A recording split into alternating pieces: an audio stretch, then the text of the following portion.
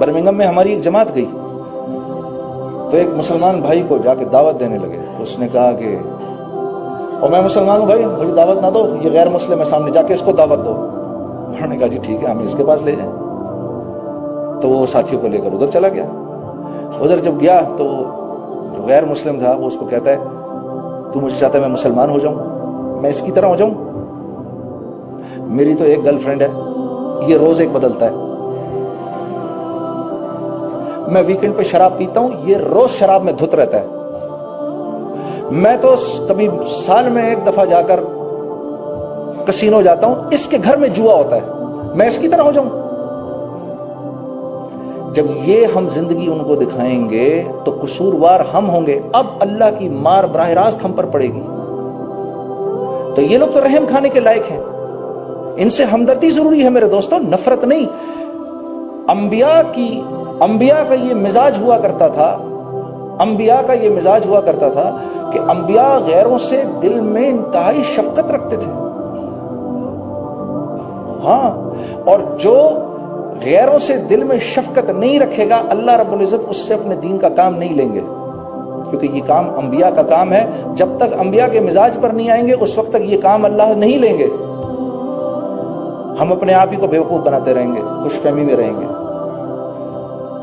لیکن یہ ہم سے بہتر ہو گئے، یہ آپ اور میں پھر محمد صلی اللہ علیہ وسلم کو کیا شکل دکھائیں گے؟ یا رسول اللہ آپ کے کلمے کی تو ہماری نظر میں کوئی قیمت ہی نہیں تھی۔ یہ اکثر یہ جملہ کہہ دیتے ہیں،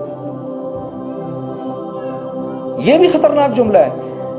ان کے اندر تو دین بہت موجود ہے، وہ اگر کلمہ پڑھ لیں تو ہم سے کہیں زیادہ بہتر مسلمان ہو جائیں گے۔ ارے خدا کے بندے، یہ جو اگر مگر تگر تو لگا رہا ہے، ذرا یہ ہونے تو دے پہلے ایک دفعہ، اگر یوں ہو جائے، اگرچہ، حالانکہ، چونکہ، چنانچہ، یہ سب تو بیکار کی باتیں ہیں۔ شیطان تو آئے گا ہی اس کے پاس جس کے دل میں ایمان ہے، وہ تو ایمان کا ڈاکو ہے، اس نے تمہارے مال کو لے کر کیا کرنا ہے؟ اب وہ مسلمانوں کے پاس آتا ہے اور مسلمانوں سے کبائر کرواتا ہے، کبیرہ گناہ کرواتا ہے، اس نے اللہ سے وعدہ کیا تھا ان سب کو جہنم میں لے کے جاؤں گا، تو اس کی یہ خواہش ہوتی ہے کہ ان سے کبیرہ گناہ کرواؤں اور اتنا غافل رکھوں کہ یہ استغفار کہیں نہ پڑھ لے، یہ معافی نہ مانگ لے کہیں کبیرہ اپنے گناہوں سے، کیونکہ معافی مانگے گا اللہ فوراً معاف کر دے گا اس کو۔ اللہ نے بھی اس کو یہ کہا ٹھیک ہے تو نے جو کرنا ہے تو کر، لیکن یہ جتنی مرتبہ معافی مانگیں گے میں ان کو معاف کر دوں گا۔ تو اس نے مٹی اٹھا کے اپنے بالوں میں ڈال لی، ہائے ہائے ہائے یہ کیا ہوا؟ بیکاز ہی تھاٹ میں نے ایک نافرمانی کی، میں جہنم سے نکالا گیا، یہ 60-70 سال کے لیے تو کم از کم آئیں گے ہی نا، ایک نافرمانی تو میں بھی کروا لوں گا ان سے، سب ہم جائیں گے ایک ساتھ ہی۔ تو اللہ پاک نے کہا نہیں، جتنی بار معافی مانگیں گے میں ان کو معاف کر دوں گا۔ اللہ آپ کا آنا قبول کرے۔ ایک مرتبہ پھر بھائی سب دوستوں سے دل کی گہرائی سے آپ کا شکریہ بھی، آپ نے مجھے موقع دیا میں یہاں آ کر آپ سے بات کروں۔ اللہ پاک ہم سب کو مرنے سے پہلے میرے دوستوں ایسے آثار بنانے کی توفیق دے، ہم جب یہاں سے جائیں تو ہماری قبر روشن ہو، ہم اس دنیا میں آئے ہی ایک شاندار موت بنانے کے لیے، ہم اس دنیا میں آئے ہی جنت میں جانے کے لیے، ہم تو یہاں کی مخلوق ہی نہیں ہے۔ ہاں، میں ایک مرتبہ میری بیگم نے میرے سے پوچھ لیا یہ مردوں کو کیا پرابلم ہے، یہ کیوں دیکھتے ہیں دوسری عورت کی طرف؟ میں نے کہا اس لیے کیونکہ ہم جنت کی مخلوق ہیں، ایک عورت سے ہمارا گزارا نہیں ہے یار، کیا کریں، ہم تو جنت کی مخلوق ہیں بھائی۔ ارے دیکھو نا ہنس رہے ہیں، یہ بھی، یہ دونوں بھی ہنس رہے ہیں۔ ارے ہم جنت کی مخلوق ہیں بھائی، ہم اس دنیا کی ہیں ہی نہیں، یہاں تو وقت گزارنا ہے خاموشی سے حکم مان کے، جیسے بڑے کہہ رہے ہیں چلتے چلتے چلتے چلتے چلتے چلتے یہاں تک کہ موت آئے اور اسرائیل آئیں اور کہیں اے نیک روح چل اپنے اللہ کی طرف، واہ پیسے وصول ہو گئے۔ ہاں یہ ہے، یہ شوق ہوا کرتا تھا صحابہ کو، اسی لیے تو دنیا پیروں میں پڑی رہتی تھی۔ جب دنیا کے پیچھے بھاگو گے یہ ہاتھ نہیں لگے گی، یہ ہاتھ نہیں لگے گی۔ اے دنیا جو تیرے پیچھے بھاگے اس کو دوڑا دوڑا دوڑا، جو تجھے چھوڑ کے بھاگے اس کے پیر کی جوتی بن جا، یہ اللہ کا حکم ہے دنیا کو۔ ہاں میرے دوست، ایمان اس لیے ضروری ہے، ورنہ ایمان کے بغیر یہ دل کی آنکھ نہیں کھلتی۔ اور ہم نے کہاں سے دیکھنا ہے؟ یہاں سے دیکھنا ہے، یہاں سے دیکھنا ہے، کہاں سے دیکھنا ہے؟ دل سے دیکھنا ہے. یہ آنکھ تو جھوٹ دکھاتی ہے, یہ تو دکھا رہی ہے وہ دیکھو زمین اور آسمان مل رہے ہیں, تو مل رہے ہیں کیا؟ نہیں, یہ جھوٹ دکھائے گی. یہ آنکھ بتائے گی, میں آخری 1-2 منٹ, یہ آنکھ بتائے گی ادھر کرامن کاتبین بیٹھے ہوئے ہیں, یہ بتائے گی.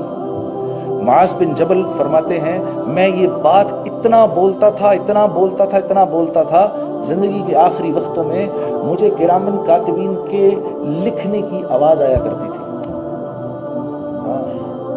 حضرت علی کرم اللہ وجہ فرما رہے ہیں میں نے جنت دوزخ اتنی بولی, اتنی سنی, اللہ کی قسم آج جنت اور دوزخ کو میرے سامنے لا کر کھڑا کر دو گے, نہ میرے ایمان میں اتنی سی کمی ہوگی نہ اتنا سا اضافہ ہوگا.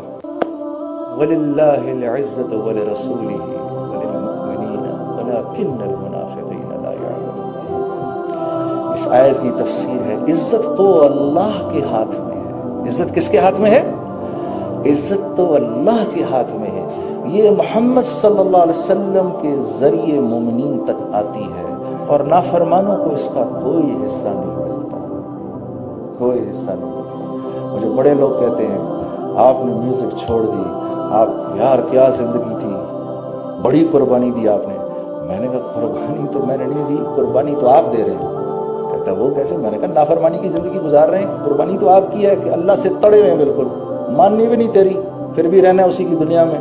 میں تو بچ گیا, میں نے تو کہا یا اللہ جتنا کیا معاف کر دے, آئندہ بھی غلطی کروں تو معاف کر دے. قربانی تو تیری ہے. نوکر گھر میں رہ رہا ہو, مالک سے جھگڑے سے مالک روز اس کو پیٹ رہا ہو, پھر بھی رہ رہا. میں نے کہا قربانی کس کی ہے, ماننے والے کی کہ نہ ماننے والے کی؟ میں نے قربانی تو نوکر کی ہے, وہ روز مار کھانے کے لیے تیار ہے. تو میں نے کہا قربانی تو آپ دے رہے ہیں. پہلے تھوڑی دیر کی اس کا دماغ گھوم گیا, کیا باتیں کر رہا ہوں اس کے ساتھ. تو قربانی تو نافرمان کی ہے, وہ دے رہا ہے بیچارہ. اللہ آپ کو جزائے خیر دے. السلام علیکم ورحمۃ اللہ. یہ بات سن کے ہی آپ کا اندر کا پورا وجود نہیں ہلا اس جملے کو سن کے. ہم سے تو وہ غیر اچھے. کیسے اچھے؟ آپ کے تو دل میں کلمہ ہے, وہ تو منہ پہ انکار کر رہے ہیں اللہ اور اس کے رسول کا. یہ بات آپ کل کیسے کہیں گے محمد صلی اللہ علیہ وسلم کو؟ نہیں میرے دوستو, ایک مسلمان کی آپ صلی اللہ علیہ وسلم کعبے کو دیکھ کر فرما رہے ہیں اے کعبہ تیری حرمت کو سلام, تیری عظمت کو سلام, لیکن ایک مسلمان کی عزت اللہ کے ہاں تجھ سے بڑھ کر ہے.